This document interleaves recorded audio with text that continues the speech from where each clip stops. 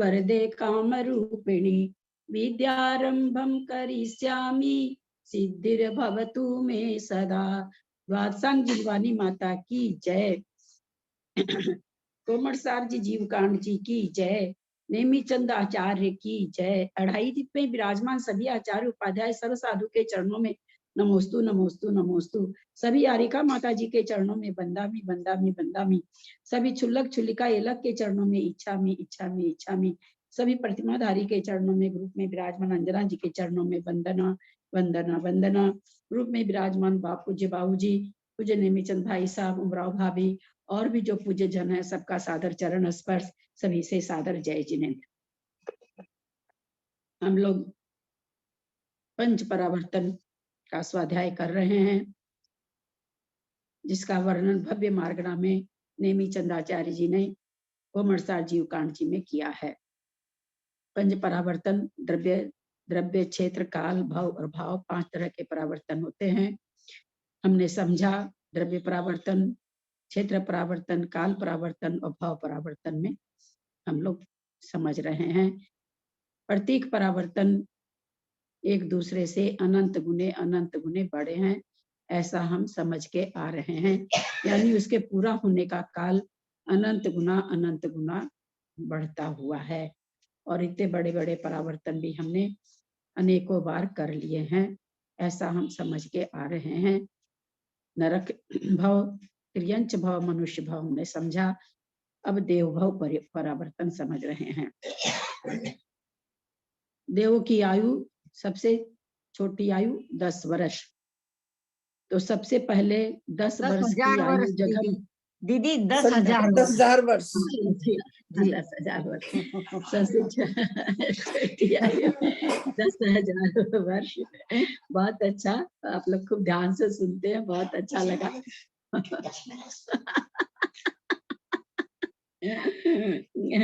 तो 10,000 वर्ष में अब आप लोग इतना पढ़ लिए नरक पुरख का, क्या होगा आप बताइए। तो अब आगे आप लोग समझाइए। जघन्य आयु लेके कोई देव जन्मा 10,000 वर्ष की, फिर मरण किया, फिर कैसा क्या जन्मेगा? मनुष्य में आएगा या मनुष्य गति में आएगा? अरे आने का बात यहाँ पर मत लाइए, वो तो विदित है। उसके बाद उसका क्या होगा, मतलब वो नहीं हम पूछना चाह रहे हैं कि वो मनुष्य और उस त्रियंच में जाएगा। मतलब परावर्तन पूरा करने के लिए उसको आगे फिर क्या करना है? एक समय के बाद दोबारा वो देव में पैदा होगा।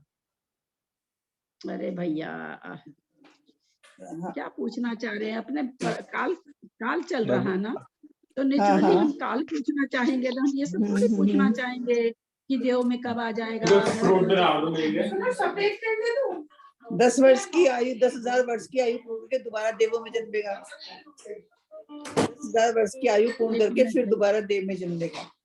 10 वर्ष की आयु पूर्ण करके कैसे ले लेगा देव में जन्म? 10 वर्ष की आयु तो उसकी है ही देव में, तो वो कहीं और जन्म लेगा तभी तो देव में जाएगा।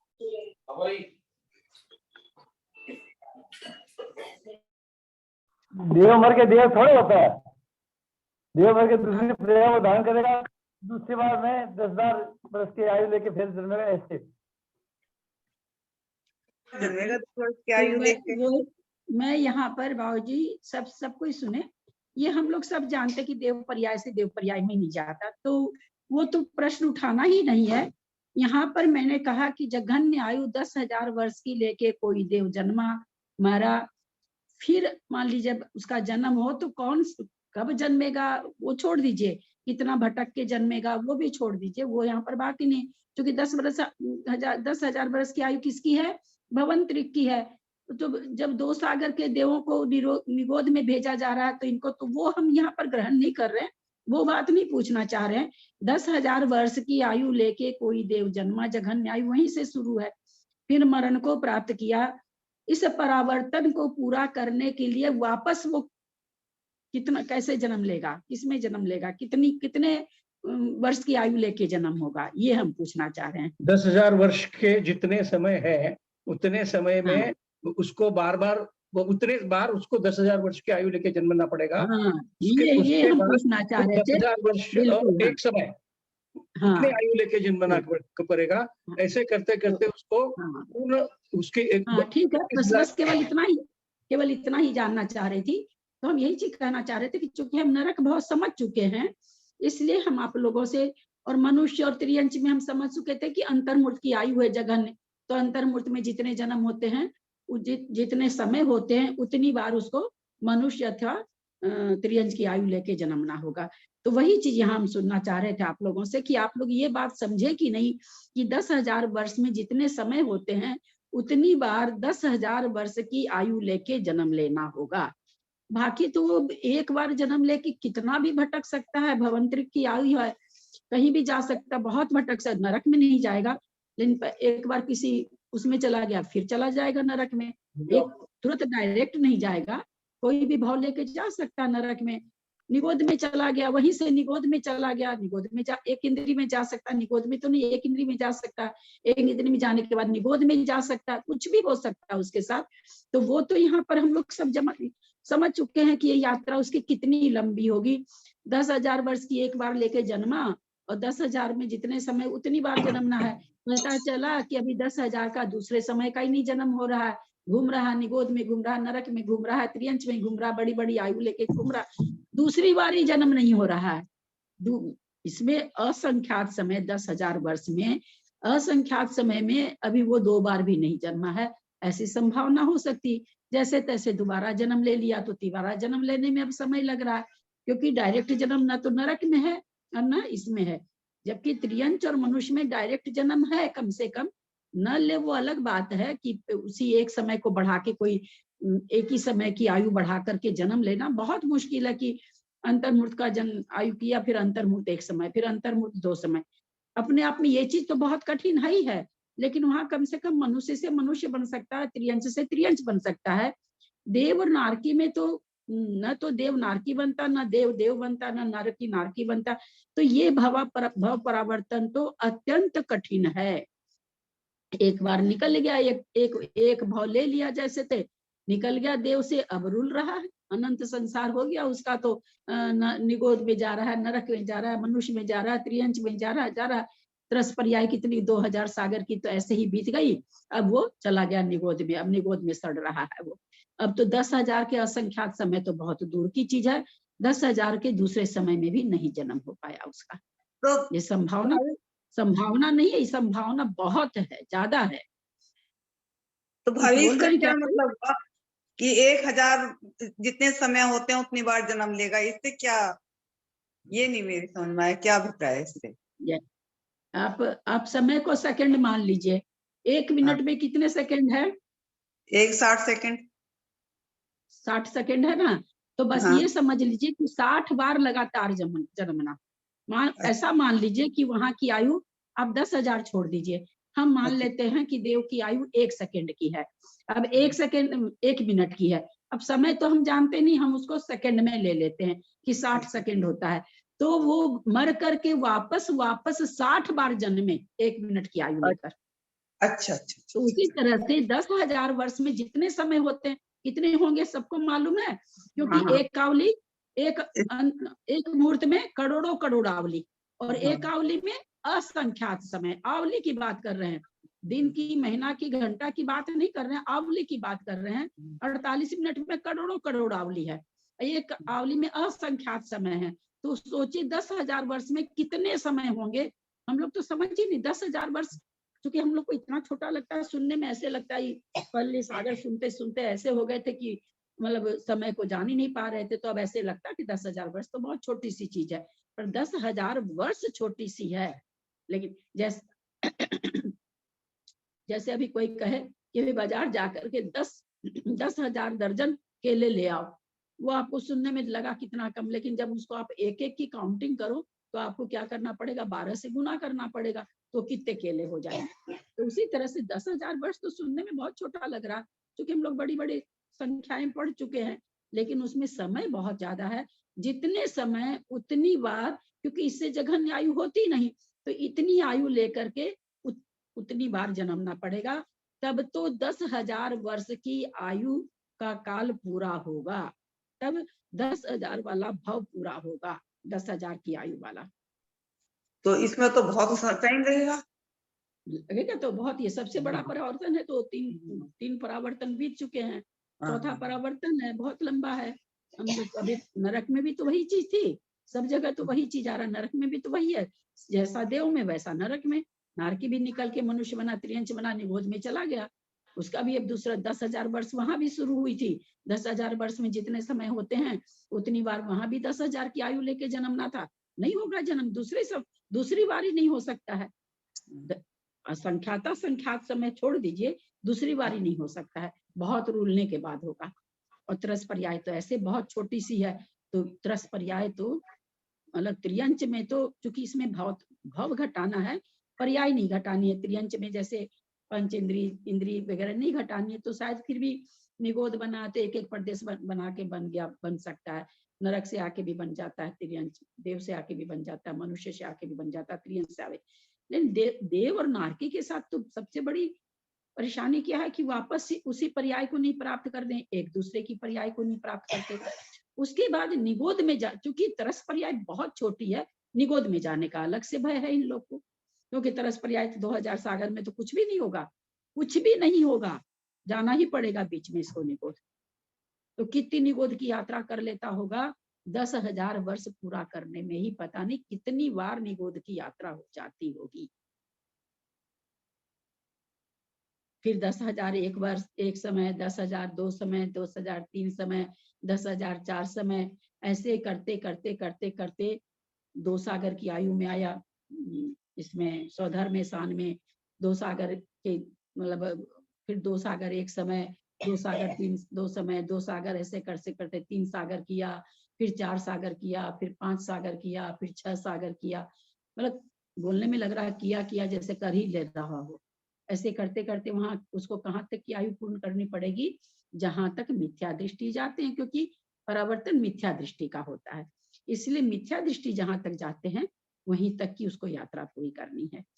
अब उसमें भी नवग्रह कौन जाता है, जो द्रव्यलिंगी मुनि है वो जाते हैं। अब जरूरी तो नहीं है कि मुनि बन ही जाए, सब कोई मुनि बन ही जाते हैं, तो वो तो और कठिन हो गई, नवग्रह में पहुंचना तो और कठिन हो गया।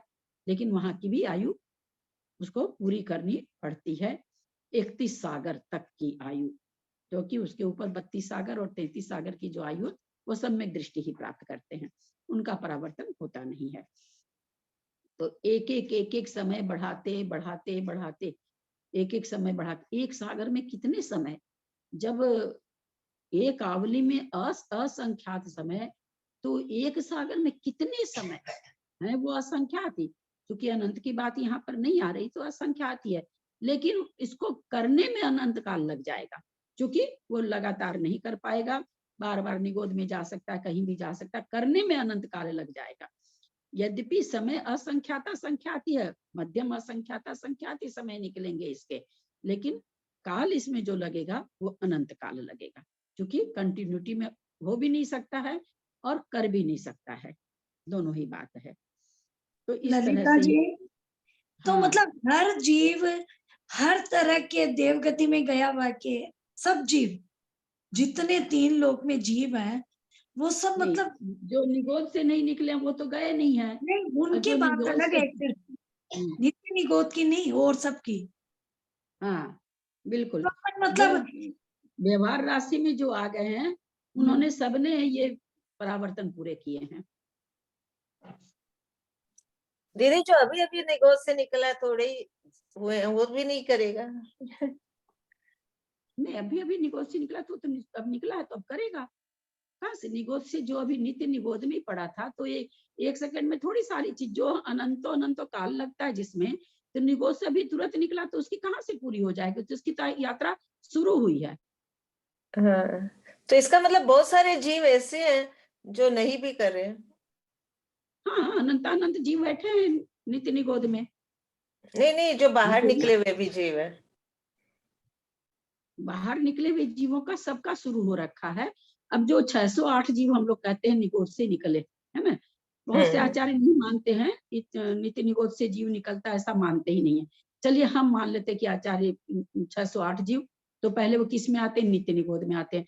तो नित्य निगोद से जो इतर निगोद में आते हैं, नित्य निगोद से जीव 608 उसमें आते हैं, फिर उससे बाहर आते हैं। तो जो तुरंत बाहर निकले, क्योंकि 6 महीना 8 समय में 608 ही जीव तो निकल रहे हैं, और जीव तो हम अपनी आंखों से देख रहे हैं ना कितने हैं हम, जबकि हम तो बहुत कम देख पाते हैं। अच्छे से मार्बल के मकान में रहते हैं, कहीं जाकर के कच्ची जमीन में और समुद्र के किनारे जाके घर बसा के रहिए, देखिए कितने घोंघा वगैरह, कहीं एक पैर नहीं रख पाता आदमी, इतने जीव चलते हैं समुद्र के किनारे, इतने मतलब जीवों की संख्या कितनी ज्यादा है। तो वो सब तो कर ही रहे हैं ना। जो नहीं करेंगे आपके हिसाब से, 6 महीने में 608 जीव निकले, उनका भी शुरू हुआ परावर्तन। नहीं, उनका भी शुरू बहुत हुआ। सारे जो जीव जो अनंत काल पहले भी निकले थे, उनका भी नहीं हुआ होगा, क्योंकि अनंत काल लग जाता है इसमें, तो अनंत काल लगता है। तो बहुत सारे हाँ, जीव तो ऐसे हैं जिनका नहीं हो रहा, मतलब नहीं, अभी तक ऐसा नहीं कोई हुआ है भी पूरा। नहीं, ये ऐसा कोई नहीं ना है मंजू जी कि कोई एक मतलब समय था कि परावर्तन तो बहुत चल लोग रहा है, ऐसे पर हुए। पूरा किया कि नहीं? परावर्तन तो चल नहीं रहा नहीं है, हाँ, जन्म मरण तो चल रहा नहीं है, लेकिन पूरा नहीं किया नहीं, है बहुत सारे जन्म जीव। मरण नहीं चल रहा काल। आप अगर आप ऐसे घटाएंगे तो फिर आपको ये घटाना पड़ेगा, एक पर्टिकुलर में जीव पैदा हुआ, जो जीव पैदा हुआ नया, वो एक समय पर पैदा हुआ, इसलिए वो नहीं करा, ऐसे घटाना पड़ेगा। जीव तो अनादिकाल से भ्रमण कर रहा है, तभी तो इतने परावर्तन घट रहे हैं ना। जब तक नित्य निगोद में है तब तक ठीक है। नित्य निगोद से जो भी जीव बाहर आता है, अगर उसको सब में भाई देवे, जैसे भरत चक्रवर्ती के 923 पुत्र थे, अब उनको हो गया है ना, एक ही भाव में, क्या वो बने गुच्छे वाले जो होते हैं, गजई बने, और फिर दूसरे भाव में मनुष्य बनकर विजयी जो भी, और फिर वो चले गए मोक्ष। तो वो तो एक उदाहरण के लिए उन्हीं का खाली उदाहरण दिया जाता है ना, और इतने बड़े इतने आगम है, कहीं कोई और उदाहरण ही नहीं है। तो सभी अनंत बार ऋषभ देव भी घूमे, महावीर भगवान भी घूमे, सभी अनंतों बार परावर्तन किए हैं। जितनी 24 हो गई सभी ने किया है, क्योंकि काल एक फिक्स नहीं है ना कि इस समय एक जीव पैदा हुआ, वो फिक्स नहीं है ना। तो वो फिक्स नहीं, तो अनादिकाल से कब पता नहीं, मतलब कब से है, कोई पॉइंट नहीं है ना, इसलिए सबने ही किए हैं ये। वो अलग बात है कि जब जैसे हम लोगों ने, हम बार बार इस चीज को समझते हैं कि अनंत के कितने भेद हो जाते हैं, अनंत भेद हो जाते हैं। अब कोई जैसे कोई का अनंत बहुत बड़ा है, कोई का अनंत थोड़ा छोटा हो गया होगा, अनंत में से एक अनंत कम कर दीजिए तो क्या फर्क पड़ेगा, वो उतनी पहले मोक्ष चला गया होगा। तो सबने अनंतों बार ये परावर्तन किए हैं, क्योंकि कब से है, कोई टाइम नहीं ना कि कब से है, अनादिकाल से है, क्या पता कितनी बार, तभी ना हो रहा है। इतना, आज ये सोचिए 10,000 वर्ष की देव की आयु पाके एक बार दोबारा पाना, हम लोग अभी इस पर चर्चा किए कि इसमें अनंत काल, इसी में अनंत काल उसको लग सकता है। गया मनुष्य बना, फिर मर के त्रियंच बन गया, फिर नारकी बन गया, 33 सागर की आयु वाला बन गया, फिर निकल करके सिंह बन गया, फिर मर के तब तक पता चला क्या, घूम घाम के 2 सागर वाली तरस पर्याय खत्म हो गई, लो अब वो निगोद में चला गया। अब तो 10,000 वाला दूसरा समय नहीं आया, 10,000 एक समय को छोड़ दीजिए, 10,000 प्लस एक समय को तो छोड़ दीजिए, 10,000 में जो दोबारा जन्म लेना चाहिए वो भी नहीं आया।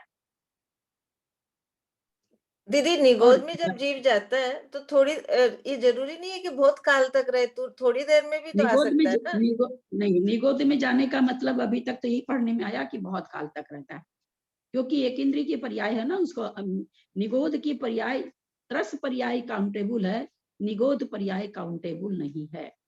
कहीं ऐसा नहीं आया कि 10,000 बरस रहेगा या इतना इतना समय रहेगा, है ही नहीं निगोद के लिए। जैसे हम लौट करके फॉरेन से घूम के आके कलकत्ते में रह जाते हैं अपने घर में, कोई आपको पूछेगा आप अपने घर में कितने दिन रहोगे, तो आप तो नाराज ही हो जाओगे, यार मेरे ही घर में रहने के लिए पूछ रहा कितने दिन रहोगे। तो निगोद तो हमारा घर है, उसमें थोड़ी कोई हमको कहने आता कि तुम कितने दिन रहोगे। बाकी जगह हम लोगों को लोग पूछ सकते हैं, कहीं भी आप जाइए आप कितने दिन के लिए घूमने जा रहे हैं, कलकत्ता में रहते हुए आपको कोई कहेगा क्या, आपको तो गुस्सा आ जाएगा कि मेरे ही घर से लोग मेरे को पूछ रहे हैं कि कब जाओगे। तो निगोद तो हम लोग का घर है, और दूसरा घर सिद्ध शिला है, दूसरा घर जब तक नहीं प्राप्त होता है, जब तक कच्ची मिट्टी में पड़े हैं, कच्ची मिट्टी में पड़े हैं, किसी दिन मार्बल के घर में जाएंगे सिद्ध बन जाएंगे। तो इसलिए निगोद का जाने का मतलब समय, हाँ निगोद पर्याय की बात हो रही, पर्याय की लेकर है, सब समझाने के लिए करे। तो ये हम लोग का निगोद में रहने वाले लब्ध अपर्याप्तक होते हैं। हाँ, लब्ध पर्याप्तक दोपहर की क्लास अटेंड करते हैं क्या? तीनों तरह के जीव होते हैं निगोदिया जीव, पर्याप्त भी, निवृत्ति अपर्याप्त भी, लब्ध अपर्याप्त भी। दोपहर में आ चुकी है क्लास, जिन जो बोल रहे हैं वो दोपहर की क्लास नहीं कर रहे हैं क्या? नहीं नहीं, मैं दोपहर की क्लास में नहीं रही। हाँ, तो तीनों तरह के होते हैं वो जीव, निगोदिया जीव भी तीनों तरह के होते हैं। अच्छा,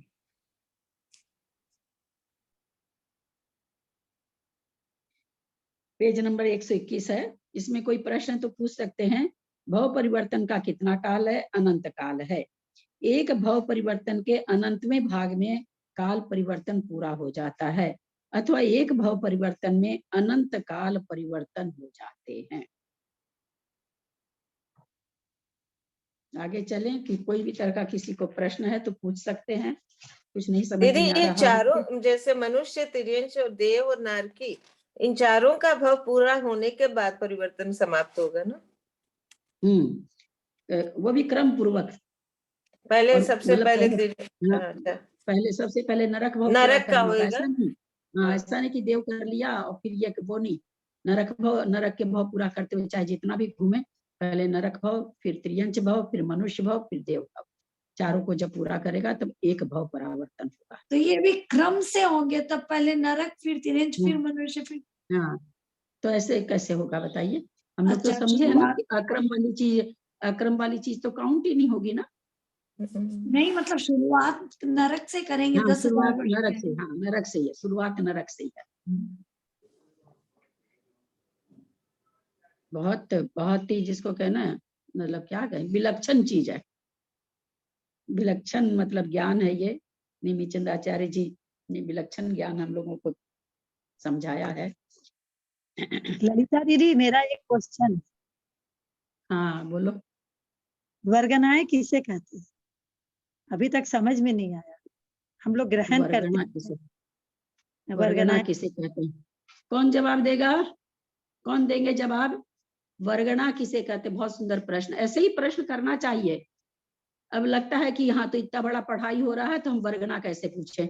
वर्गना तो शुरू से आ रही है, कभी भी नहीं संकोच करना चाहिए, सब प्रश्न तो उठाना ही चाहिए। सचमुच में सुन के ऐसे लगता है वर्गना किसे कहते हैं, और ऐसे झट से पूछो तो शायद हो सकता है जवाब देने में आदमी को बने भी नहीं। कौन बताएंगे वर्गना किसे कहते हैं? उसमें तो ऐसे ही लिखा है आगम कि की भाषा में तो, आगम की भाषा में हम नहीं बता पाएंगे, अपनी भाषा में बताइए वर्गना किसे कहते हैं? जीव की जो शक्ति है एक प्रदेश की, जिसको अप्रतिभाग प्रतिच्छेद कहते हैं, उससे वर्ग बनते हैं, वर्ग से वर्गना बनते हैं। चलिए, आप कम से कम दिए तो सही। वर्गना जो कि वर्गों के समूह को, वर्गना मतलब यहाँ पर जो कुसुम पूछ रही, ग्रहण अग्रहित ग्रहित जो चला, तो क्या है वो? वर्गना मतलब होता है पुद्गल परमाणु के स्कंध, नौकर्म पुद्गल परमाणु के स्कंध और 8 कर्म के द्रव्य कर्म के नौकर्म परमाणुओं के स्कंध। वर्गना किसे कहते हैं? वर्गना का मतलब ये हो गया जिसमें समान शक्त्यांश वाले पुद्गल परमाणु पाए जाए, उसके समूह को एक वर्गना कहते हैं। समान शक्त्यांश वाले वर्गों के समूह का नाम वर्गना है। समान शक्त्यांश का मतलब क्या हुआ भाई? जैसे समान, पहले तो हम समान शक्ति को एक दूसरे रूप में पहले समझ लेते हैं। एक फील्ड में बहुत सारे बच्चे खेल रहे हैं, इतनी देर में इन्फेक्शन के लिए कोई इंस्पेक्टर आ गया। अब वो टीचर सबको डांटे कि भाई सब जाओ अपनी क्लास में। अब उसमें क्या देखते हैं हम, दूसरी क्लास वाले बच्चे दूसरी क्लास में जाएंगे, तीसरी क्लास वाले तीसरी में जाएंगे, जबकि फील्ड में सब कोई खेल रहे थे पर अपनी अपनी क्लास में जाएंगे, यानी समान क्लास में जाएंगे। जिनकी क्लास एक जैसी है समान क्लास में जाएंगे। तो समान क्लास में जाना, इसको कहते समान शक्त्यांश। और इसको कैसे समझे, शक्त्यांश को कैसे समझे? जैसे बकरी का दूध लो 1 किलो, गाय का दूध लो 1 किलो और भैंस का दूध लो 1 किलो। तीनों का घी निकालो, तीनों का दही जमा के घी निकालो। देखेंगे हम बकरी के दूध में 10 मिलीग्राम निकला, गाय के दूध में 20 मिलीग्राम निकला और भैंस के दूध में 40 ग्राम निकला। ये तीनों की शक्ति अलग अलग है। तो तीनों के पुद्गल परमाणु का बकरी के दूध का पुद्गल परमाणु का एक अंश हुआ, ये दूसरा सत्यांश हुआ, ये तीसरा सत्यांश हुआ। तो समान जो पुद्गल स्कंध जो बनते हैं कार्बन वर्गना के अथवा नोकर्म वर्गना के, जो पुद्गल स्कंध माने बहुत सारे पुद्गल परमाणुओं का एक जगह मिल जाना। तो क्या कोई भी मिल जाता है? नहीं, कोई भी नहीं मिलता। समान सत्यांश वाले, जैसे अभी हम कहे ना कि एक क्लास के बच्चे दूसरी क्लास के बच्चे तीसरी में थोड़ी चले जाएंगे, दूसरी वाले दूसरी में जाएंगे, तीसरी वाले तीसरे में जाएंगे। तो उसी तरह समान सत्यांश जिनमें पाया जाता है उनके समूह को वर्गना कहते हैं। समान सत्यांश वाले, सत्यांश को हमने समझा कि जैसे दूध में शक्ति, उसमें 10 मिलीग्राम घी निकलने की थी, गाय के दूध में 20 मिलीग्राम निकलने की थी, भैंस के दूध में 4, उसकी सत्यांश कितना था? 40 मिलीग्राम। वो और मोटा था, गाय का दूध उससे पतला था, बकरी का दूध उससे पतला था। इसको सत्यांश कहते हैं। किसी भी चीज को उसके अविभाग प्रतिच्छेद, सत्यांश मतलब जिससे कम शक्ति नहीं हो सकती उतनी शक्ति को सत्यांश कहते हैं। तो ये सत्यांश जितने परमाणुओं में समान सत्यांश पाए जाते हैं, जितने पुद्गल परमाणु में, जितने परमाणु माने पुद्गल परमाणु, पुद्गल किसको कहते हैं? हम लोग सभी जानते हैं, जितने हम तो पुद्गलों से घिरे ही बैठे हैं ना। सबसे पहले तो अपना शरीर ही पुद्गल है। हम टेबल, चेयर, पेन, कॉपी, एक ये कलम है। इस कलम में कितने पुद्गल परमाणु हैं? असंख्यात पुद्गल परमाणु हैं। मतलब ये छोटे छोटे कण जो होते हैं, हम परमाणु को देख नहीं सकते, थोड़ी देर के लिए हम मान लेते कि हम देख पाते हैं। मान लीजिए राई के जितने बड़े बड़े प्लास्टिक के परमाणु थे वो बनकर के इतनी बड़ी कलम बनी। तो वो जो राई के जैसे जैसे पुद्गल परमाणु थे वो इसमें असंख्यात परमाणु, तो उसको कहते हैं परमाणु। तो परमाणु के असंख्यात परमाणु के मेल से वर्गना बनती है। तो जैसे द्रव्य, जिसमें था ना द्रव्य वर्गना, द्रव्य कर्म वर्गना, नो कर्म वर्गना। तो वर्गना का मतलब यहाँ पर क्या निकला? समान सत्यांश वाले पुद्गल परमाणुओं के समूह को वर्गना कहते हैं। परमाणु जो सबसे छोटा अंश है ना, पुद्गल का जो सबसे छोटा अंश, पुद्गल तो जो चीज दिखाई देती है वो पुद्गल है, तो उसका जो सबसे छोटा अंश, हम आंख से परमाणु को नहीं देख पाएंगे, केवली के अवधि ज्ञानी देख पाता है वर्गना को। तो सबसे छोटा अंश जो होता है उसको परमाणु कहते हैं। वो पता चला कि 10 परमाणु यहाँ पर हैं, 10 में शक्ति 10 है, उनका एक झुंड बन गया, तो वो क्या कहलाया? समान सत्यांश वाले पुद्गल वर्गना। ये तो पुद्गल वर्गना हुई। तो 8 कर्म भी पुद्गल ही हैं, तो 8 कर्म द्रव्य कर्म वर्गना हो गई। 9 कर्म वर्गना जिसे शरीर वगैरह ग्रहण करते हैं तो उसको कहते हैं 9 कर्म वर्गना। तो कुल मिलाकर के वर्गना की परिभाषा क्या होगी? समान सत्यांश वाले पुद्गल परमाणु के समूह को वर्गना कहते हैं। समान सत्यांश वाले पुद्गल परमाणुओं के समूह को वर्गना कहते हैं। मैं पुनः बोल रही हूँ, समान सत्यांश वाले पुद्गल परमाणुओं के समूह को वर्गना कहते हैं। दीदी इसमें ऐसे नहीं लिखेंगे क्या? समान सत्यांश वाले पुद्गल परमाणु वो से एक वर्ग और वर्गों के समूह को वर्गना करेंगे। वो थोड़ा वो चीज वो जीव के लिए आ जाएगा। जीव के लिए तो नहीं आएगा, वो जीव के लिए नहीं आएगा। जब सामने वाले की वर्गना की उत्पत्ति कैसे थी तो वो एक अलग चीज हो गई ना। आप लोग तो चूंकि पढ़े हुए, तो यहाँ वर्गना वो पूछना चाह रहे, तो वर्गना की परिभाषा यही बनेगी। वो फिर समान सत्यांश वाले वर्गों के समूह को वर्गना कहते हैं, वो भी कह सकते हैं, लेकिन वर्ग बताते ही तो फिर एक क्वेश्चन खड़ा हो जाएगा, वर्ग किसे कहते हैं, है ना, इसलिए वो वर्ग नहीं बोली।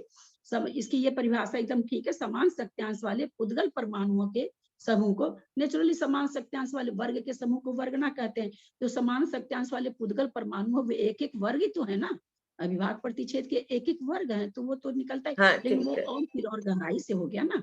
यहाँ पर वर्गना का इतना सफिशिएंट है समझने के लिए। कोई समझना चाहता कि वर्गना किसे कहते हैं तो उसके समझने के लिए इतनी ही चीज काफी है। समान सत्यांश वाले, सत्यांश हम लोग समझ गए। जैसे बकरी का दूध सत्यांश किसे कहते हैं? बकरी का दूध ज्यादा पतला है, उससे मोटा गाय का है। एक छोड़ो, ये तो चौके में चीनी आती है ना, आजकल तो ऑनलाइन चीज ज्यादा आने लगी। अब वो ऑनलाइन चीज आ रही है तो कभी तो एकदम पाउडर आती है चीनी, ठीक है, और कभी एकदम मिश्री के दाने जैसी आती है। अब पाउडर वाली चीनी 4 चम्मच भी डाल देते हैं चाय में तो चाय मीठी नहीं होती है, और मोटी वाली चीनी 1 चम्मच डालते हैं, अरे चाय तो ज्यादा मीठी हो गई। तो इसका क्या मतलब हुआ? उस पाउडर वाली चीनी से मिठास का सत्यांश मोटी वाली चीनी में ज्यादा है। दूध तो चलो आगे 2-3 तरह का होने से नहीं समझ में आ रहा हो, इसको सत्यांश कहते हैं ना। हम लोग जानते भी हैं कि चिकनी पिसी हुई चीनी में मीठा कम होता है, मिश्री में ज्यादा होता है। तो क्या हुआ, सत्यांश, इसको सत्यांश कहते हैं कि सत्यांश पाउडर की चीनी से मोटी चीनी में मिठास का सत्यांश ज्यादा है। समझ में आया कि नहीं कुसुम जी? हाँ, समझ में आ गया दीदी, बहुत अच्छे से समझ में आया। मैं वर्गनाएं तो हम लोग जो ग्रहण करते थे उसको समझती थी कि हम लोग क्या हाँ, ग्रहण तो वर्गना ये ग्रहण करते, ये पक्की बात है। 23 तरह की वर्गना होती है, उसमें से 5 वर्गना हम लोग ग्रहण करते हैं। वातावरण में 23 तरह की वर्गना है, लेकिन उसमें से हमारे काम के लायक 5 वर्गना ही है। तो वर्गना ग्रहण करते, वर्गना ग्रहण करते हैं, उसको वर्गना नहीं कहते हैं। हम वर्गनाओं को ग्रहण करते हैं, इसलिए वो वर्गना नहीं है, क्योंकि हम करते हैं ग्रहण। वर्गना तो अपने रूप में है ही है, हमने ग्रहण कर लिया इसलिए वर्गना नहीं कहलाई।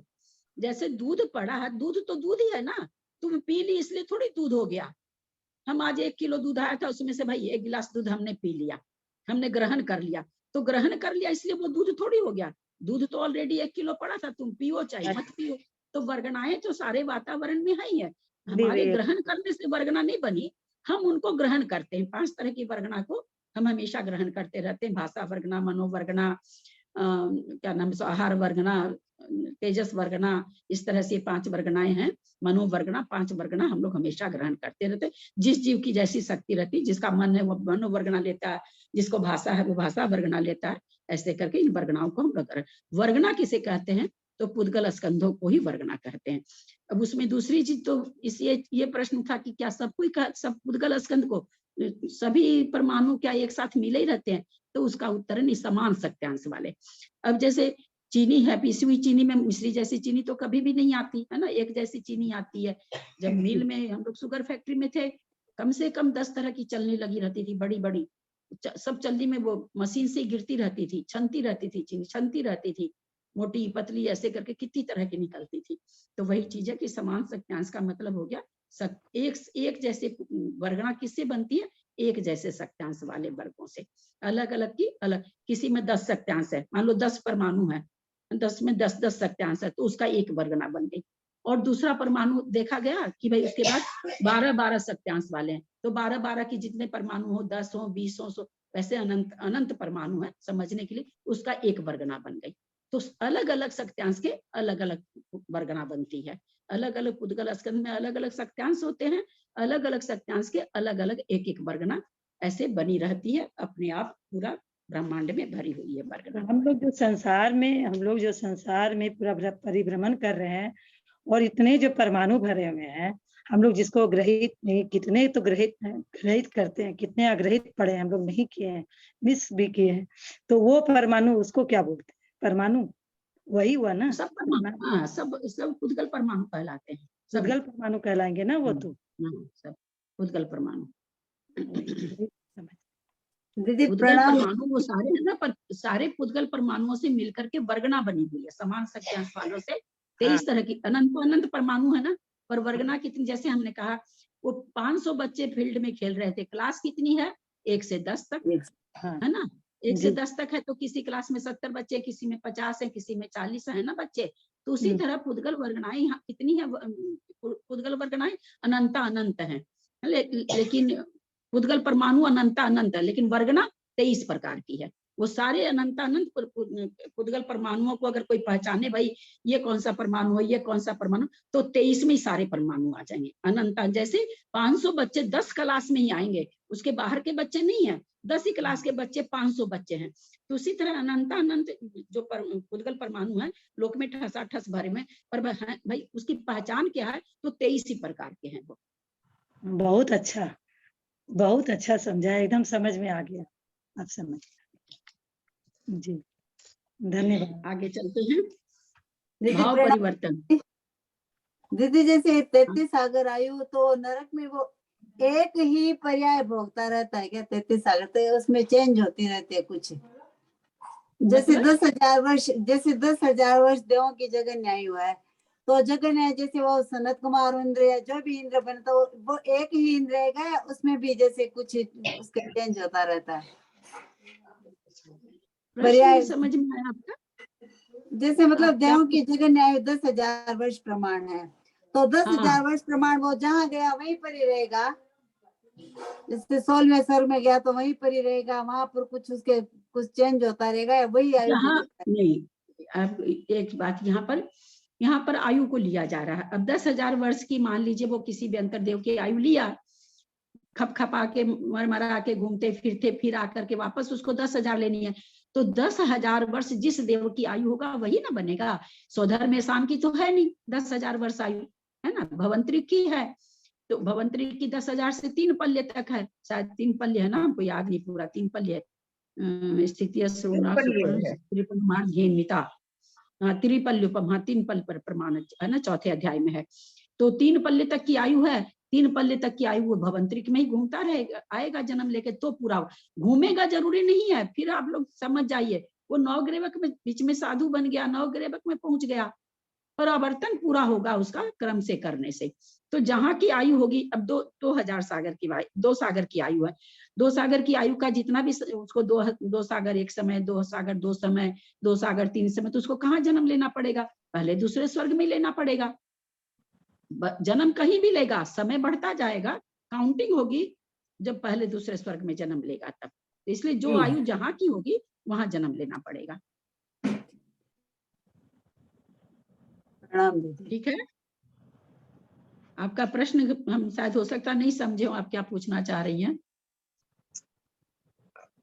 तो इस तरह तो हर तरह की आयु के उत्ते जन्म लेने पड़ेंगे, मतलब 10,000 वाले हर तरह की आयु के उत्ते जन्म लेने पड़ेंगे एक परिवर्तन के लिए, कि 10,000 में 10,000 जन्म, 10,001 के 10,001 जन्म, ऐसे 10,000 वर्ष में पहले जितने समय है, पहले तो 10,000 की आयु लेके उतनी बार जन्मना होगा। जन्म वही पूछ रही थी, समझ में आ गया। फिर है ना?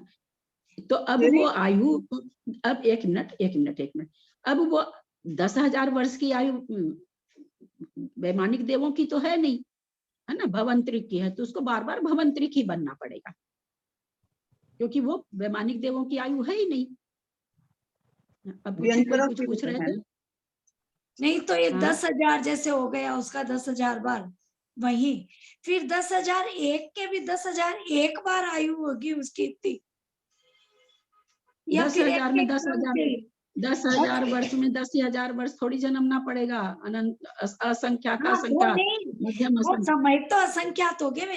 अपन एक वर्ष की जैसे कल्पना करें कि 10,000 वर्ष में 10,000 वर्ष की आयु वाले को 10,000 वर्ष की आयु के साथ 10,000 बार जन्मना होगा। और फिर नहीं, अनंत समय लगेगा वो दूसरी बात है। फिर 10,000 अनंत समय नहीं लगेगा, अनंत, एक मिनट, अनंत समय तो लगेगा ही, असंख्यात बार जन्मना पड़ेगा। आप अगर समझने के लिए अगर ऐसे बोल रहे हैं तो ठीक है, नहीं तो ऐसे गलत है आपका बोलना। बोल रही हूँ, वो मैं समझ गई, वो समझ गई, मैं ये बोल रही हूँ फिर जैसे 10,001 समय की आयु, जैसे 10,000 उसके वो पूरे हो गए, फिर 10,001 10,000 वर्ष और 1 समय, तो उसमें भी 10,000 वर्ष और 1 समय बार जन्म लेना हो, या एक बार 10,001 एक ही बार ना, 10,000 वाले समय तो उसने पूरे कर ही लिए ना। 10,000 में जितना समय बनता है उतने समय तो उसने पूरे कर लिए। अब उसको लेना है 10,001 समय, 10,002 समय, 10,003 समय, 10,004 समय, अब एक एक समय बढ़ता रहेगा, एक एक समय बढ़ते बढ़ते पल्ले होगा। उनकी भी उतनी बार होगी कि हाँ नहीं, वो थोड़ी होगा, 10,000 का तो ऑलरेडी ले चुका ना। तो उसके बाद उसकी, अब जैसे उसकी 22 सागर है, आनत प्राणत आरण अच्युत की 22 सागर है ना सर, तो 22 सागर वहां पर कर लिया। अब 22 सागर एक समय तो अधोग्रैवक की आयु हो गई, 22 सागर प्लस एक समय अधोग्रैवक की आयु हो गई। तो ये थोड़ी कि अधोग्रैवक में जाने के लिए उसको 22 सागर पुनः एक समय 22 सागर में जितने समय होते हैं उतनी बार जन्म पड़ना, नहीं वो नहीं, ऑलरेडी सारे समय में वो जन्म चुका है। 22 सागर तक जितने समय हो रहे हैं उन सारे समय में वो जन्म चुका है। उसको तो देव भव में जितनी आयु है उसके प्रत्येक समय में जन्मना है, तो प्रत्येक समय में जन्मता हुआ आ रहा है। तो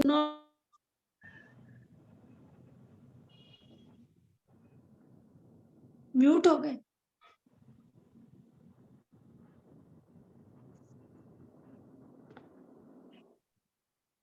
तो 10,000 एक बरस, 10,000 एक समय, 10,000 2 समय, 10,000 3 समय। अब कोई जरूरी थोड़ी है कि 10,000 वाले भाव पूरे कर लिए तो दूसरा भाव उसको एक समय वाला मिल जाए। 2 सागर मिल जाएगा, 1 सागर मिल जाएगा, आधा सागर, कुछ भी मिल सकता है, कोई भी भाव मिल सकता है।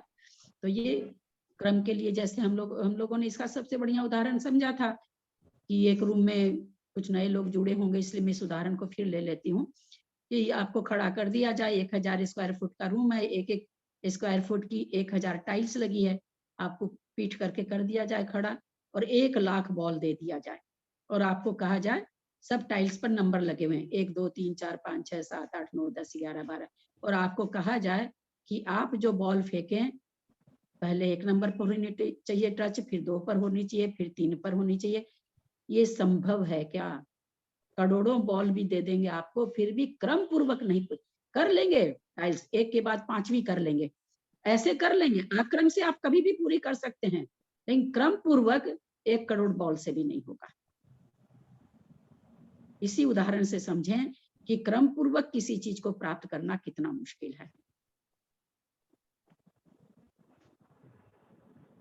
ठीक है, आगे चलूं? कोई प्रश्न कुछ? हाँ दीदी। वर्गना कुसुम जो तुम पूछी, देखो भाई आप लोगों को कहीं भी कुछ लगे कि अनैतिक बता रहे हैं, ठीक नहीं बता रहे हैं, तो एकदम अपना विरोध आप लोग जता सकते हैं, क्योंकि ऐसा तो है नहीं कि किसी किताबों में इतना उदाहरण छोटे छोटे दे के समझाए रहते हैं, अथवा कोई महाराज लोग का प्रवचन में इस तरह की बात आती है। प्रवचन तो महाराज लोग का बहुत सिंपल होता है, कारण कि भाई पब्लिक वैसी होती है, और ऐसे मैंने किसी की क्लास कहीं पर बैठ के अटेंड की नहीं है। आप लोगों को कहीं भी कुछ विरोध सा लगे तो आप लोग बोल दिया कीजिए, क्योंकि तर्कना तो कोई भी कर सकता है ना। आपने तो तर्कना की बुद्धि उदाहरण, ललिता दीदी आपने तो 4 उदाहरण दे के समझा दिया, अब तो कहीं शंका रही नहीं जाती है ना। इतना अच्छा उदाहरण देके तो कोई भी नहीं समझा। मतलब तो कहीं भी, इसलिए आप लोग, क्योंकि मैं भी कोई ऐसा आगम में पढ़ के नहीं बोल रही हूँ, अपने दिमाग से समझा के बोल रही हूँ। तो ये करते तब आपको मालूम है ना, हर जगह हर शास्त्र इतना पढ़ते तो आपको सब जगह से तो सब जगह का तो निचोड़ आपको मालूम नहीं हो जाता है, तो आपका क्या कहना? आप तो इतना उदाहरण से समझा दिया, अब आगे तो कोई शंका रही नहीं जाती ना। और ये तो अभी परावर्तन तो पढ़ रही हूँ, ये तो समझ में आ रहा है कि समझ में आ रहा है। रश्मि तुम हो तो पूछ लो, रश्मि तुमको कुछ पूछना है तो पूछ लो ललिता दीदी से। कोई भी चीज नहीं, कोई शब्द नहीं समझ में आए, है ना, बहुत सारे शब्द अब आगे आ रहे हैं इसमें, अध्यवसाय वगैरह बहुत। जय श्री, आप जो अभी बताए कि जो क्रम से पूरा करना पड़ता है, तो वो नरक, तिर्यंच, मनुष्य और देव, यही क्रम है ना? नहीं, क्रम से का मतलब जैसे ठीक, एक तो वो क्रम हो गया, है ना, कि पहले नरक का करे फिर त्रियंच, एक तो ये क्रम हुआ। दूसरा क्रम ये हुआ कि 10,000 वर्ष की सबसे जघन्य आयु लेके पहले नारकी बना। अब 10,000 में जितने समय हैं उतनी बार 10,000 वर्ष की आयु लेके जन्मे। जैसे मान लीजिए कि 10,000 की आयु लेके एक बार जन्म ले लिया, घूम घाम के आया, अब जन्म तो ले रहा है नरक में, कोई जरूरी तो थोड़ी है कि 10,000 वर्ष की आयु लेके जन्मे। 10,000 2 समय की लेके जन्म लेगा, 10,000 3 समय की लेके जन्म ले लेगा, तो वो काउंट नहीं होगी कि चलो अब आगे में उसको काउंट कर लें, वो काउंट नहीं होगी। वो इसीलिए समय ज्यादा लगता है ना, क्योंकि ये संभव ही नहीं है कि 10,000 की आयु कोई लेके जन्मा, जघन्य आयु, फिर वो घूम फिर के नारकी बन रहा, तो वापस वो 10,000 वर्ष की ही ले ले। अब वो भी कितनी बार लेनी है? असंख्यात बार लेनी है, 1 बार 2 बार नहीं लेना है। फिर मान लीजिए जैसे तैसे उसको पूरा कर लेता है, फिर उसके बाद 10,000 एक समय ही आना चाहिए। मान लीजिए 10,000 एक समय की भी ले लिया, लेकिन फिर कभी घूम घाम के नारकी बना तो पता चल रहा वो 10,000 5 समय की ले लिया, 10,000 7 समय की ले लिया, तो वो काउंट ही नहीं होगी। इसको लेना है 10,000 2 समय की, जब तक नहीं लेगा वो भाव में काउंट नहीं होगा। फिर उसके बाद तिर्यंच में भी वैसे ही वैसे ही। तो एक तो ये भाव को क्रम पूर्वक, भाव के साथ साथ आयु के समय को क्रम समय को भी क्रम पूर्वक, पूर्वक लेना होगा, दो चीज क्रम है। और कोई प्रश्न? थोड़ा सा है, ये समझने लायक चीज ही है।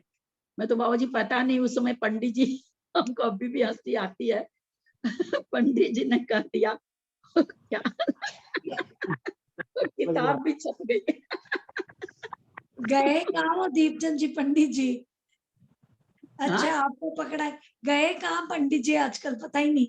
क्या मालूम, वो पंडित जी घूम, असल में ना पंडित है ना, तो सब जगह घूमते रहते हैं भाई। अभी नहीं, प्रमुख वो घूमते नहीं है, जयपुर में ही है। वो बोलते ना हैं, मैं ना भी ना, आत्मा अभी का तो, कल्याण कर अरे रहा नहीं हूँ। भैया, उनकी उनकी खबर अब मेरे को रहने लगी ना, इसलिए कह रहे इस हैं। समय अभी वो शिखर जी प्रमुख में है, सागर जी के पास थे। हाँ अच्छा शिखर जी में है इस समय तो। हाँ, कहते रहे अभी तो प्रमुख सागर जी के पास था, उनका वीडियो कॉल आता था रोज। वो आचार्य श्री कुछ कुछ पूछते थे उनके वीडियो कॉल से, इसलिए मुझे पता चल जाता है कि वो घूमते हैं। रश्मि तुमको वर्गना समझ बहुत में आ घूमते, गया? वो रहते ही नहीं, जयपुर में कम ही रहते हैं। चलिए अब बाद वाला कर रहे हैं, जो कि बहुत ही कठिन है और बहुत ही, मतलब क्या कहें, सामायिक करने लायक है। अभी वाले जो 4 हमने करे, उसमें हम लोग बहुत कुछ बुद्धिपूर्वक नहीं कर सकते हैं, पर भाव परिवर्तन भावी में कुछ क्षेत्र वाला बहुत। परिवर्तन कुछ, मैंने कल 2-3 बार वीडियो सुना, मेरी समझ में कुछ कम आया। 20 तारीख का मैंने कई बार वीडियो सुना कल से, क्षेत्र परिवर्तन में भी क्या कुछ समझ में नहीं आया। क्या पूछना चाहते हैं, पूछिए तो मैं बता दूं। कि क्षेत्र परिवर्तन होता कैसे है, मैं तो यही बार बार लगाती रही, मेरी तो कुछ समझ में ही नहीं आया। क्षेत्र परिवर्तन होता कैसे है, मैंने तो कल कम से कम 20 बार लगाया हुआ भाभी, कल परसों से वही चलिए, क्षेत्र कौन परिवर्तन। अपने ग्रुप में कौन समझाएंगे क्षेत्र परावर्तन कितनी तरह का होता है, कौन सा क्षेत्र परावर्तन पहले होता है और वो कैसे होता है, समझाइए। अच्छा है, जितना दोहराया जाएगा सबको अच्छा। एक आदमी प्रश्न करता है, ग्रुप में बहुत लोगों को नहीं समझ में आया रहता, सबका खुल जाता है, और जिनको समझ में आ गया उनको याद हो जाएगा। तो इसलिए उसके लिए कोई आप लोग ऐसे मत होंगे जिनको समझ में आ गया कि अरे ये तो बार बार रिपीट हो रहा है। रिपीट होने से याद होती हैं चीजें और अच्छा रहता है।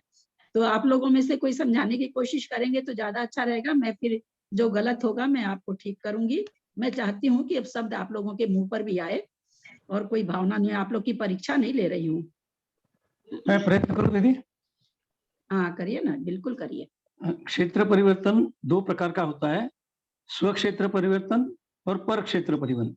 स्व क्षेत्र परिवर्तन में सबसे सूक्ष्म अवगाहना जो है तीसरे समय की लब्ध पर्याप्त निगोदी जी की, वहां से लेकर तो महामत्स्य तक की जो सबसे बड़ी अवगाहना है, वहां तक हर एक एक प्रदेश बढ़ाते हुए पूरी अवगाहना जब वो पूर्ण करेगा तब उसका स्व क्षेत्र परावन पूरा होगा। मतलब उसको जो सबसे छोटी अवगाहना है उससे फिर एक प्रदेश बढ़ाने का, फिर दूसरा प्रदेश बढ़ाने का, फिर तीसरा प्रदेश बढ़ाने का, ऐसा करते करते सबसे छोटी से सबसे बड़ी अवगाहना, इतनी सारी अवगाहनाएं जो वो पूरी कर लेगा क्रम से, तब उसका स्व क्षेत्र परावन पूरा होगा। और पर क्षेत्र परावन में हाँ, एक मिनट उनको समझ में नहीं आया होगा इतने संक्षेप में। आप की बात से लग रहा कि आपने समझ लिया, थोड़ा समझाने के लिए और वे अपनाना पड़ता है। बीना जी, इन्होंने क्या कहा, सबसे जघन्य अवगाहना। सबसे जघन्य अवगाहना मतलब हम लोग पहले पढ़ चुके, अवगाहना मतलब शरीर की ऊंचाई। वैसे अवगाहना 3 डायमेंशन में होता है, चौड़ाई भी, ऊंचाई भी, मोटाई भी। जैसे हम हैं, हमारी ऊंचाई जो भी 5 फीट रहे, चौड़ाई हमारी 2.5 फीट, ये चौड़ाई हो गई हमारी 2.5 फीट। आगे से लेके पीछे, पेट से लेके पीठ तक की मोटाई हो गई। तो हमेशा अवगाहना 3 डायमेंशन में होता है, पर ज्यादा करके अवगाहना को हम ऊंचाई से ही लेते हैं। जैसे कहते हैं ना भाई, बाहुबली की अवगाहना कितनी थी, 525 धनुष। तो केवल ऊंचाई को बोलते हैं प्राय करके, लेकिन चूंकि हम यहाँ पर क्षेत्र परावर्तन की बात चल गई है, तो इसमें डायमेंशन में 3 डायमेंशन में चलती है बातें। तो यहाँ पर कहा गया पहला परिवर्तन स्व क्षेत्र परावर्तन। स्व क्षेत्र परावर्तन मतलब अपने ही आत्मा की अवगाहना को बढ़ाना। आत्मा की अवगाहना तो बढ़ती है ना। जैसे एक चींटी में है तो असंख्यात प्रदेश चींटी जैसे हो गए। फिर एक वो बड़ा सा काला काला मकोड़ा जिसको कहते हैं, उतनी बड़ी अवगाहना हो गई। तो किसकी हो रही है? आत्मा के प्रदेशों के ना के अनुसार, शरीर के हिसाब से आत्मा के प्रदेश ही तो बढ़ रहे हैं ना, शरीर भी बढ़ रहा है। तो शरीर की अवगाहना उतनी बड़ी हो गई। फिर और ले लीजिए, तितली ले लीजिए, और जैसे जैसे है ना भाई, जितने भी जीव हैं, बड़े बड़े जीव लेते जाइए, कॉकरोच ले लीजिए, तोता मैना जो भी हैं। तो इस तरह से आचार्य कहते हैं कि भाई ये सबसे अवगाहना आत्म के प्रदेशों की सबसे छोटी अवगाहना कब पाई जाती है? जब वो 6,000 नहीं 6012 भाव पूरा करके जब वो लब्ध पर्याप्तक जीव बनता है, लब्ध पर्याप्तक समझ रही होंगी बीना जी, जिसकी पर्याप्ति पूर्ण नहीं वो समझ रही है। वो तीसरे समय में उसकी अवगाहना गोल हो जाती है। पहले समय में रेक्टेंगल रहता है, दूसरे समय में स्क्वायर माने वर्गाकार होता है, तीसरे समय में सर्कल यानी गोलाकार हो जाता है।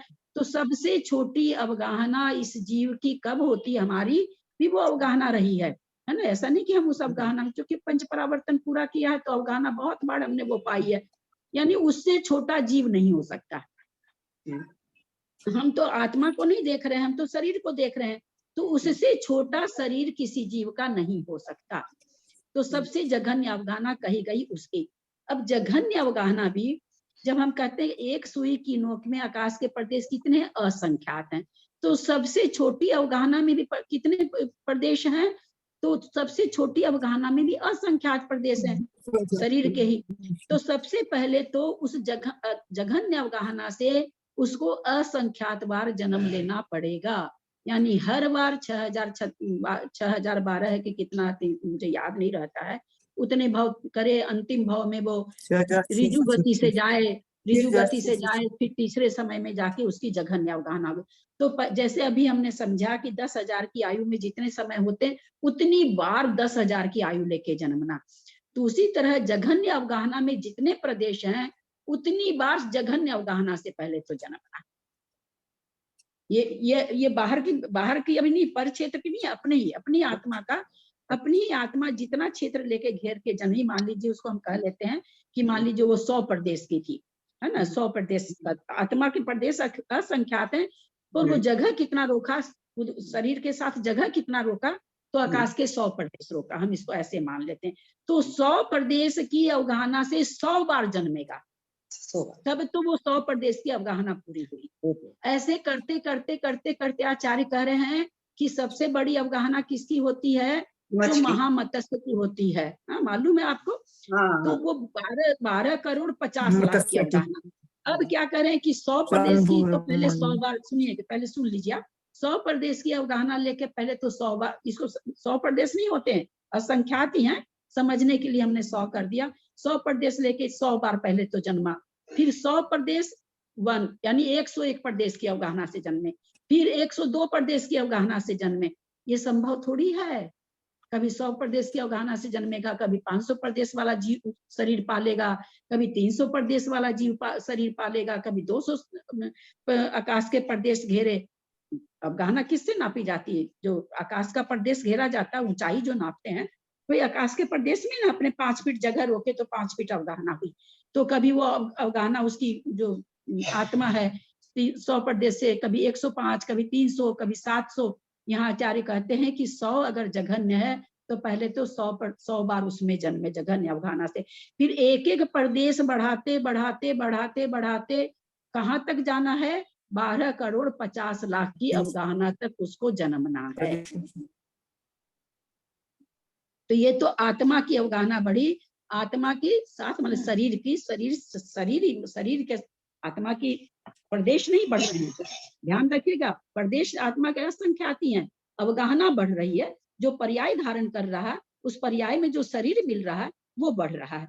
तो इस तरह से यानी क्या कहना चाह रहे हैं कि एक एक प्रदेश बढ़ते हुए, ये नहीं कि आज तो हम चींटी बन गए, कल हाथी बन गए, परसों घोड़ा बन गए, चौथी बार में 500 धनुष के नारकी बन गए, तीसरी बार में 100 धर्म स्वर्ग के देव बन गए। नहीं, वो नहीं, पर्याय कोई भी लीजिए, यहाँ पर्याय नहीं घटानी है। यहाँ मान लीजिए जैसे जब अवगाहना जब बड़ी बड़ी होती जा रही है, उस अवगाहना का देव भी हो सकता है, उस अवगाहना का मनुष्य पाया जाए तो मनुष्य भी हो सकता है, उस अवगाहना जैसे मान लीजिए कि नारकी की सबसे जघन्य अवगाहना 1000 प्रदेश हम लोग मानते हैं, देव की भी 1000 प्रदेश है, मनुष्य की 500 है, त्रियंच की तो हम पहले जान, तो वो 500 की अवगाहना ले लेगा, लेकिन वो काउंट नहीं होगी, है ना। पर्याय कोई रहे, जब 500 प्रदेश की अवगाहना लेनी है, अगर वो मनुष्य बना तो वो काउंट हो जाएगी। तो इसमें भव नहीं काउंट होगा, इसमें प्रदेश काउंट होगा, है ना, एक एक प्रदेश बढ़ाना है। समझ में आया कि नहीं? अभी केवल 6012 प्रदेश आ रहे थे ना। हाँ, वहां पे जो है ना, कहते कि उसमें 8 प्रदेश हैं सब पर में, कैसे कि उसमें बार बार जन्म देगा। हाँ, हाँ, तो ये शुरू कहाँ से करें? ये बात हुई कि भाई अवगाहना आखिर में शुरू होगी ना कहीं से, किसी क्षेत्र से शुरू होनी चाहिए ना। तो आचार्य कहे कि अपनी आत्मा के 8 प्रदेश अथवा अपना शरीर के, दोनों चीज बोल सकते हैं, कि मध्य के, जैसे नाभि हम लोगों की मध्य मानी जाती है, तो आत्मा के अथवा शरीर के 8 प्रदेश, तीनों लोक के मध्य में सुमेरु पर्वत के नीचे 8 आकाश के प्रदेश गो स्तन के जैसे ऐसे हैं जो आज तक अचल हैं और अचल रहेंगे। तो उन 8 प्रदेशों पर अपने शरीर के अथवा आत्मा के मध्य प्रदेश कोई नहीं होते, लेकिन पर्याय के हिसाब से नाभि के पास जो हमारे आत्मा के प्रदेश है वो अभी मध्य प्रदेश कहला जाएंगे। तो हमारे नाभि के बीच के 8 प्रदेश, उन 8 प्रदेश पर स्थापित करके पहली बार वहां जन्मे। अब पहली बार वहां जन्मा तो कितनी भी छोटी पर्याय होगी तो असंख्यात प्रदेश तो लेगा ही लेगा, है ना। तो असंख्यात बार तो वहां पर 8 प्रदेश पर 8 प्रदेश स्थापित करके असंख्यात बार जन्म ना होगा, उतनी ही बड़ी अवगाहना से, क्योंकि एक ही बार में उसने आकाश के प्रदेश कितने ले लिए? असंख्यात ले लिए, और हर प्रदेशों पर उसका जन्म होना है, उसकी अवगाहना हर प्रदेश पर बढ़नी चाहिए। तो असंख्यात बार वहां लिया, फिर उसके बाद एक प्रदेश बढ़ा, पहले ऊर्ध्व की ओर बढ़ता है, एक प्रदेश बढ़ा, क्योंकि बीच की बात है, बीच से पहले ऊपर की ओर बढ़ेगा, ऐसा आगम में आया। उसके बाद का कोई विश्लेषण पढ़ने को नहीं मिला है। तो इस तरह से वो सारी आत्मा की अवगाहना उसकी बढ़ती बढ़ती ऐसे जाए। ये जो आप प्रदेश वाली बात कर रहे हैं ना, ये पर क्षेत्र की बात है, ये स्व क्षेत्र की बात नहीं है। ये 6 बार जो 6 बार वो लास्ट लेना होगा, ये जरूरी है क्या? हाँ, क्योंकि उसी की जगह अवगाहना होती है। बस जो तीसरे हाँ, जघन्य अवगाहना उसी की होती है जो 6012 बार भाव लेके फिर रिजु गति से जन्मे, 6012वां भाव और रिजु गति से जन्मे, उसकी तीसरे समय में जघन्य अवगाहना होती है। तो उस जघन्य अवगाहना में जितने असंख्यात प्रदेश हैं उतनी बार उसको उस जघन्य अवगाहना से जन्म लेना। और आप जो भी बीना जी ये बोले ना 8 प्रदेश, ये पर क्षेत्र में घटेगा, है ना, आकाश के प्रदेश में घटेगा, ये स्व क्षेत्र में नहीं घटेगा। स्व क्षेत्र में तो बस वो जघन्य अवगाहना से लेकर के और बड़ी अवगाहना तक जाएगा, और जो पर क्षेत्र का होगा वो उस तरह से 8 प्रदेश पर 8 प्रदेश करके असंख्यात बार जन्मेगा। फिर एक प्रदेश बढ़ाते बढ़ाते तीनों लोक के जितने बड़े यह है, पूरे तीनों लोक का जितना यह है उतना उतना सारे क्षेत्रों पर, सारे आकाश के प्रदेशों पर। तो क्या कहा गया था उसमें कि आकाश का ऐसा कोई भी प्रदेश नहीं है जो हमारा जन्म भूमि नहीं रहा है, जन्म स्थली नहीं रहा है। कोई ऐसा प्रदेश नहीं है जो हमारा मरघट नहीं बना है। तो हम सभी आकाश के प्रदेशों पर मर भी चुके हैं, सभी आकाश के प्रदेशों पर हमारा जन्म भी हो चुका है। ये पर क्षेत्र में घटेगा। स्व क्षेत्र में तो शरीर की अवगाहना घटेगी। जघन्य अवगाहना लब्ध पर्याप्तक की तीसरे समय में, उत्कृष्ट अवगाहना महामत्स्य की, वहां तक उसको एक एक प्रदेश करते हुए वहां तक उसको जाना है। तब स्व क्षेत्र होगा, स्व क्षेत्र पूरा हो जाएगा तब पर क्षेत्र चालू होगा। आया कि नहीं समझ में कुछ? हाँ जी, आज मैंने तो बहुत आप है ना आज फिर सुन लीजिएगा तो एकदम बढ़िया से हो जाएगा। ललिता एक बार सबकी रिकॉर्डिंग कहाँ मिलती है ललिता दी? ललिता दी रिकॉर्डिंग कहाँ रहती है? रिकॉर्डिंग आप लोग जो ग्रुप में उनको तो मिल जाती होगी, जो ग्रुप में नहीं है, ऐसे बाहर से लिंक ले रहे हैं तो उनको हो सकता नहीं, इसलिए आप लोग ये कर दें, अपना नंबर भेज दे तो हम आप लोगों को ग्रुप में जोड़ देते हैं। कल की तो नहीं ग्रुप में रहता है। हाँ ललिता जी, मेरा जैसे काल परिवर्तन मेरा भी कल मिस हो गया था। कल तो शायद क्लास ही नहीं थी, परसों मिस हो गया था। तो है ना, वैसे तो पढ़ने से समझ में आ गया, लेकिन ये है ना उस समय के आने पर, उसी समय उस जीव का नवीन जन्म धारण करने पर काल परिवर्तन आगे बढ़ेगा। यानी उत्तर पीढ़ी का जैसे पहले समय से जब दूसरा समय वो आएगा तो वापिस उसी वक्त जब वो दूसरा समय आए और वो जन्मे उसको काउंट करेंगे। हाँ, तो यानी अगर टाइम से मान लीजिए कोई क्रम से आ भी जाए तो भी 2/24 तो बीती जाएगी। हाँ, वो तो कल्पकाल आ गया ना कि कल्पकाल अगर क्रम से ले भी ले तो, जो कि संभव ही नहीं है। अब दूसरा मतलब- समय आया, पता चला वो तो बैठा हुआ है 2 सागर की आयु में, अथवा नरक में बैठा हुआ 33 सागर की आयु में, तो काउंट ही नहीं है कहीं कुछ। वो सब काल है का ही नहीं। मेरा पास नहीं हुआ, मेरा पूरा छूटा हुआ है काल का, मैं नहीं करी थी काल का। तो आप लोग है ना ऑडियो वीडियो सुन लीजिए, उसके बाद नहीं समझ में आता तो फिर अपने लोग ले लेंगे, है ना, क्योंकि हाँ, फिर अपने कभी कोई जाते हैं कभी कोई जाते हैं, मेरे तो को सारा उसमें वीडियो भेज दीजिएगा, ऑडियो भेज दीजिएगा सारा। तुम नहीं हो क्या, ग्रुप में हो ना तुम? अच्छा ग्रुप मैं में आज तो ऑडियो, अच्छा ऑडियो नहीं ग्रुप में आता, पहले डाला हुआ, ठीक है, अभी नया डाल देती हूँ, ठीक है मैं डाल देती हूँ ऑडियो नहीं आता है, मेरे डाल दीजिएगा ऑडियो। उसी तो इसीलिए इसमें असंख्य अनंत उत्सर्पणी और सर्पणी काल, कल्प काल जिसको कहते हैं, लग जाते हैं एक काल परावर्तन में, इसी कारण से, क्योंकि संभव नहीं है। फिर खाली जन्म करना हो तो भी चलो, मरण भी करना हर समय में, मरण भी। अब जघन्य से जघन्य आयु अंतर्मूर्त की, अब 8:01 समय पर कोई उत्सर्पणी काल का 8:01 समय पर जन्म लेके 8 समय के 2 समय पर मरण करिए तो संभव ही नहीं है। 8:02 समय पर मरण करने के लिए उसको कम से कम 48 मिनट पहले तो जन्मना ही पड़ेगा ना। तो हर समय में मरण भी करना है, खाली जन्म ही थोड़ी करना है। प्रत्येक काल के प्रत्येक समय में जन्म लेना है और प्रत्येक समय में मरण करना है। तभी कहा जाता है कि अनादि काल से ऐसा कोई भी समय नहीं। हम लोग कह देते हैं ना कि अरे ये तो बहुत अच्छी घड़ी में जन्मा है बच्चा, हाँ, किसी के लिए कह देते हैं बहुत ही खराब समय में जन्मा, अभी तो राहु चल रहा था, केतु, जो भी, मैं नहीं जानती हूँ सबके बारे में, ऐसे समय में जन्मा है, ये तो शनिचर है इसके ऊपर, तो पता नहीं जो भी, पर पता नहीं वैसे शनिचर और वैसे राहु काल में हम लोग अनंतों बार जन्म चुके, किस कौन सी जन्म की घड़ी देखेंगे?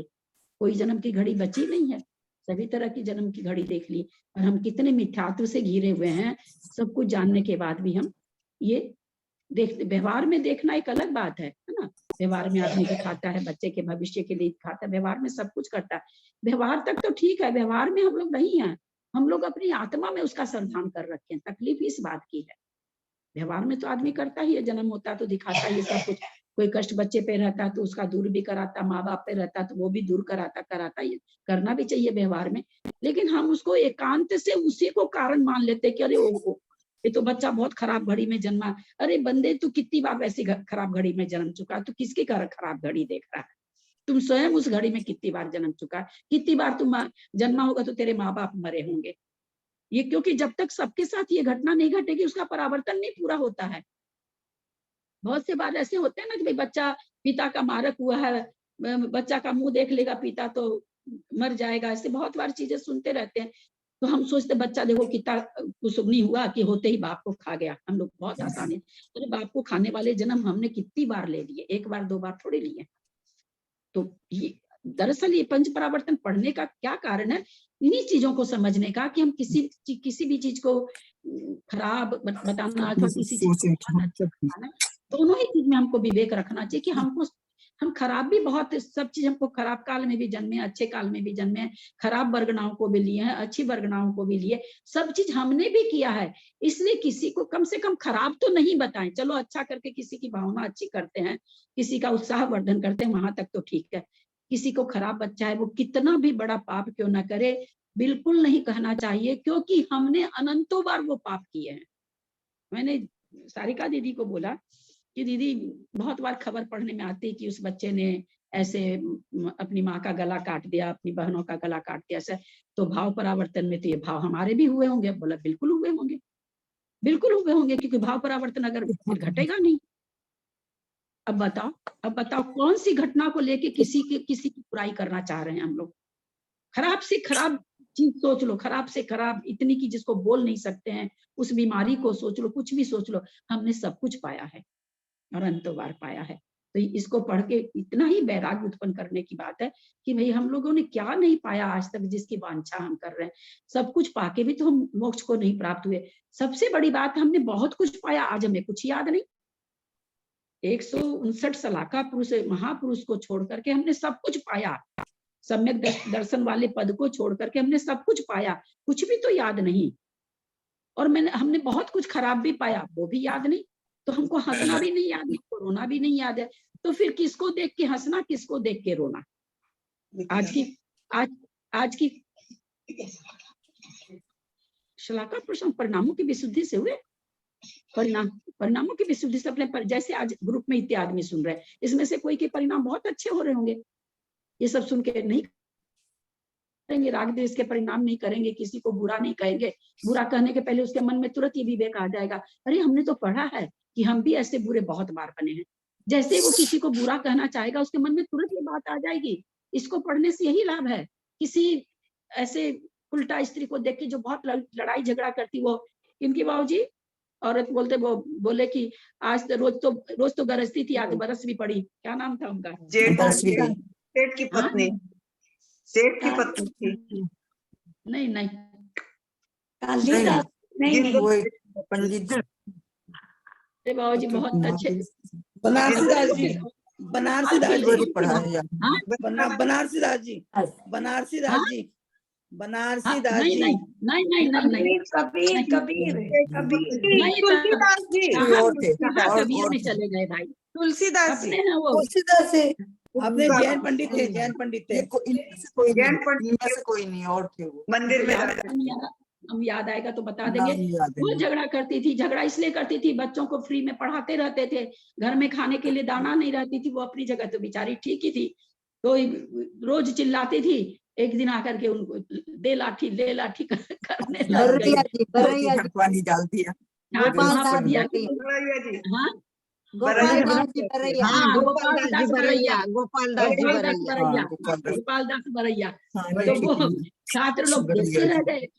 एक छात्र उसमें बहुत ज्यादा उदंड था, वो गुरुजी की बात बहुत कम मानता था। तो वहां पर वो छात्र का वहां पर लिखा हुआ कि मैंने देखा कि गुरुआइन आकर के हमारे पंडित जी को मारती रही और इन्होंने हंस हंस के टाल दिया, ये कह के आज तक तो क्या बात है, गरजती थी, आज तो बरस भी गई। अब वो उदंड लड़का ठीक हो गया, पंडित जी की बात मानने लगा। तो इसलिए किसी भी चीज को देख करके ये पढ़ने का एक ही फायदा, जैसे हमारे किसी के प्रति कम से कम अच्छे विचार आए कि देखो भाई कितने अच्छे चौका लगाते हैं, महाराज का बिहार कराते हैं, हम नहीं करा पाते इस पर्याय में, तो वहां तक तो चलो ठीक है। लेकिन किसी की खराब चीज देखे, जैसे मन में विचार आए, चाहे कितनी खराब बात हो, निंदा की, चुगली की, कोई भी तरह की बात हो, अपने पद ले लिया, प्रतिमा धारण कर लिया, फिर भी अच्छे भाव नहीं दिख रहे हैं व्यवहार में उनके, किसी भी तरह की, तुरंत यही सोचिए कि हमने तो ये तो पता नहीं हो सकता दूसरी तीसरी बार करते हुए, जब भी कर रहे हैं मैंने तो अनंतों बार किए हैं ऐसा, मैं किसको बुरा कहूं।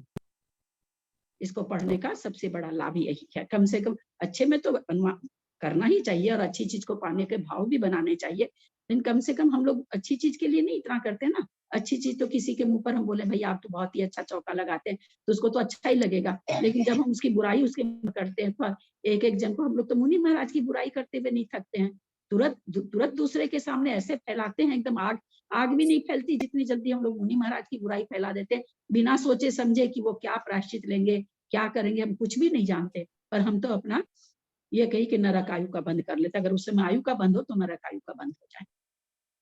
तो ये पढ़ने का यही लाभ है।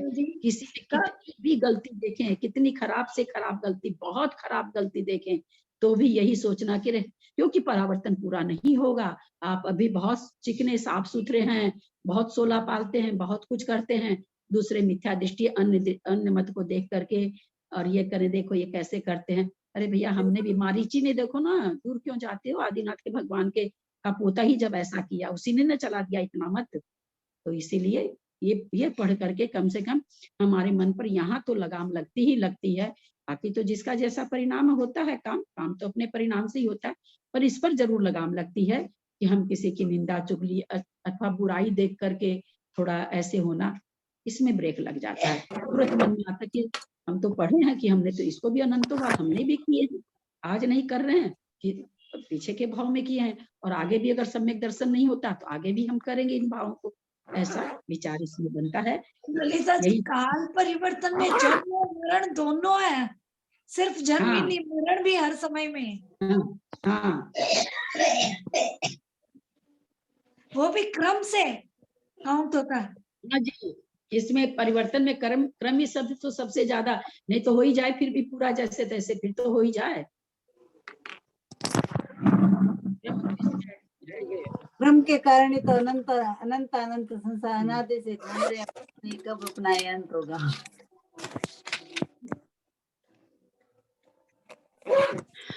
समय तो ज्यादा हो जाता है विषय मारीची की बात है तो दीदी मारीची ने एक कोड़ा कोड़ी सागर तक आग के भाव, शिव के भाव, नीम वृक्ष पता नहीं कितना दिखाया है इसमें भी। हाँ महावीर स्वामी का कितने भाव है, बाप रे बाप। लास्ट में 50,000 भाव राजा के हुए, उसके बाद में फिर बाद में और कितने भाव गर्भ माता के गर्भ से गिरे, कितनी बार वेश्या हुए, उसमें सब है। कितनी बार निगोद में गए, निगोद का तो कहानी नहीं, निगोद के लिए तो ऐसे लिख दिया कि निगोद तो हम बता ही नहीं रहे, निगोद में कितनी बार गए। 60,000 भाव वेश्या के है दीदी इसमें। कितनी बार उसमें लिखा हुआ कि घोड़ा बना, हाथी बना, आग का पेड़ बना, ऐसे करके लिखा हुआ है। नपुंसक के भाव, स्त्री के भाव, धोबी के भाव पूरे इसमें आए। अभी ना अभी कोई पूछ रहा था कि सब कोई, मंजू जी शायद पूछ रही थी, परावर्तन सभी थोड़ी पूरे करते हैं। देखिए सिर्फ थोड़े से भाव बताए गए उनके, थोड़ी की बहुत भाव बताए गए, जिसमें इतना है पढ़ करके एकदम लोग पे खड़े होते हैं कि महावीर भगवान। तो हर जीव सम्यक दर्शन प्राप्त करने के पहले हर जीव, मतलब जैसे कहते हैं ना कि धोती के नीचे सभी नंगे हैं, उसी तरह सभी ने परावर्तन किया है। आज वो तीर्थंकर बैठकर बनकर के सीधी शिला पर जाके विराजमान हो गए, उसके पहले जैसे हम रुल रहे हैं वैसे वे भी रुले हैं। इसलिए जैसे वे कर गए हैं वैसे हम भी तरेंगे, इसमें कोई संदेह नहीं है, हम भी तरेंगे। तो हम भी बन जाएंगे कभी तीर्थंकर, वो भी बने तो अपन भी बनेंगे। नहीं जबकि वो तो तीर्थंकर के सोच पोते सकते हैं अपन कि अपन भी कभी बन जाएंगे तीर्थंकर। शिला पर बैठ जाए तो बहुत है, तीर्थंकर तो मत बनो, पर सीधे शिला पर जाकर विराजमान हो जाए। वही तो ना, जबकि वो तो तीर्थंकर के पोते थे, उसके बाद उन्होंने इतने दुख भरे हैं। हाँ बोलिए। देखो और हम तो जानते हुए और हम तो मत फैला के चक्रवर्ती के बेटे हम लोगों के लिए 363 मत हम लोग को देके चले गए कि तुम लोग घूमते रहो। जब उनको कहा समेट लो तो कहते मैं समेट नहीं सकता, तो चलाए क्यों थे? हाँ समेट नहीं सकता। झगड़ा कैसे झगड़ा किया जाए उनसे, वो तो सीधी शिला पर बैठे हैं उनकी प्रतिमा के सामने झगड़ा कर लो भले। आप जो बोले किया जो वो करना असंभव है, परमेष्टि थे। हाँ तभी नहीं किसी ने किया जब वो अभी परमेष्टि बन के विहार कर रहे थे, तभी नहीं किसी ने झगड़ा किया होगा कि आपने 363 मत चलाए, इन्हें समेट दो। तभी तो उन्होंने जवाब दिया, उसी में तो उन्होंने जवाब दिया कि मैं चला सकता था, मैं हटा नहीं सकता हूँ। उसी दिव्य देशना में तो ये बात है, झगड़ा तो किया ही लोगों ने, कैसे नहीं करेंगे, आप कुछ भी करके चल देंगे क्या? उसी में तो वो बोले कि मेरे को मैं बना सकता था, फैला इसका 363 मत को मैंने उत्पन्न तो कर दिया, पर समेटना मेरे हाथ में नहीं है, तभी तो वो कहे। आज भी बोलने में ताता ही है ना कि महावीर भगवान तो बन गए, लेकिन उन्होंने मत तो फैलाए दिए थे ना, मत तो फैलाई दिए, भुगत तो रहे हम लोग। वही तो कहते हैं, वो तो फैला तो दिए ही ना कम से कम। चलिए समाप्त करते हैं भाई, बहुत लेट हो जाती है।